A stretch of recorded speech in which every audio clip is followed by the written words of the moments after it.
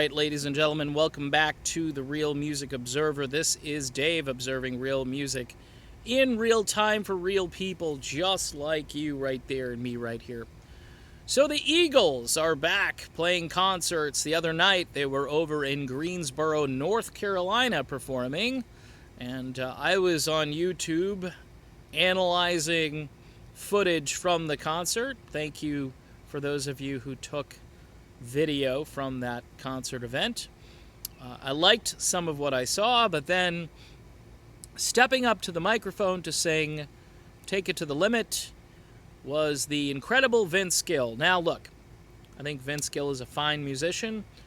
I think I guess he fits in with the Eagles to some degree, although the Eagles as a band, keep in mind, this was Glenn Frey's wish. This wasn't my wish. They wanted to be more of a rock band, and that's why they recruited Joe Walsh and Don Felder. Now, of course, Don Felder is not on stage. We had some misguided folks that said Stuart Smalley, the guitar player who's been with the band, his name really isn't Stuart Smalley, so please do not send me threatening tweets that I didn't know who the guy's name was. Look, he's a good guitar player. He's not Don Felder, okay? And Don Felder is still alive. I know there's this rift and all that, but I'm sure Felder would show up at one of these concerts for free. I think you could just throw a trail of breadcrumbs out for Felder and he would go find you, okay? But pride, Don Henley, too much pride, of course. Glenn Frey and Don Felder weren't on the best of terms when Glenn passed, although Don has said some very gracious and nice things about Glenn Frey. But I'm digressing a little bit here. I'm just noting that Vince Gill is not the greatest guitar player who's ever lived, and he's certainly not taking the Eagles in a rock direction, but maybe it's just a marketing ploy. Maybe the Eagles are just focusing on country music fans at this point, and they want legacy country music fans because there are quite a few of those out there. I mean, the 90s country genre is one of my favorites as far as country goes, and Vince Gill was in the thick of that. I wish he'd kind of go back and play that music.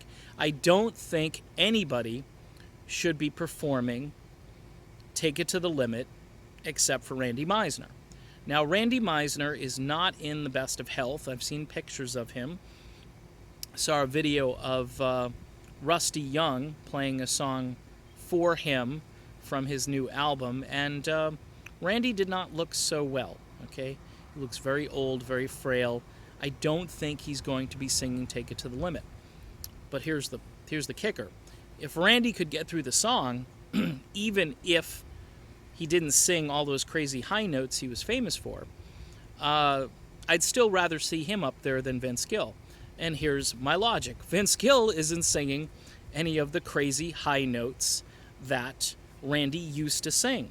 So having Vince up there is like saying, here's our superstar country musician. Don Henley introduces Vince Gill as if he's Eddie Van Halen.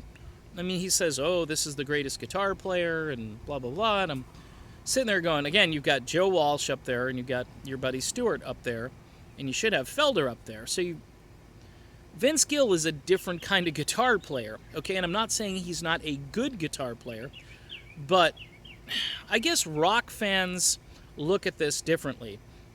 We look at the guys who helped really crank up the volume for the Eagles. And when you think of those songs, you think of like Life in the Fast Lane, Hotel California, Victim of Love, Heartache Tonight, Those Shoes. I mean, you think of those tunes that just had this edgy quality that took the band out of the country genre and moved them into rock and roll territory. And that's what the late Glenn Frey always wanted for that band. And then if you look at, say, Don Henley's solo material, it kind of follows the same logic. I mean, Henley's out of the gate with Dirty Laundry, which is this sort of new wave synth rocker where his guitar solo, I think he had one by Walsh on there and one by, I think it was Danny Korchmar played on that as well, but the thing absolutely was a smoke show. It was a great song. So I guess maybe the guys, they're getting older. And they want to just sit on stools. They want to grab acoustic guitars.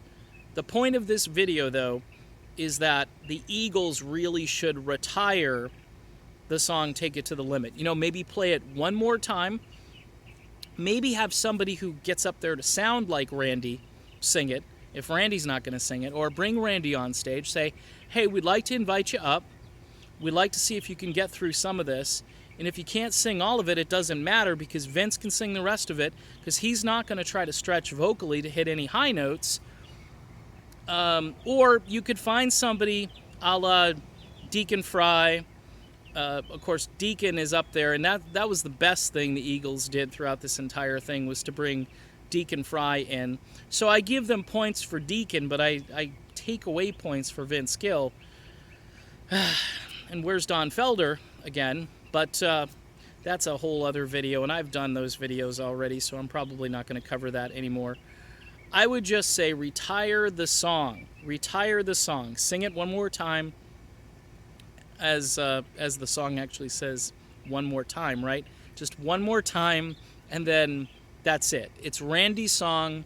It's too much of a meaningful, heartfelt, and by the way, crazy song to sing for just anybody to get up there and sort of just, sort of plow their way through it. Hey, we sung the song, cheer, we're done. I mean, you could have, someone made the point on YouTube, you could have just a cover band with a guy with a falsetto get up there and come closer to the original than Vince Gill does.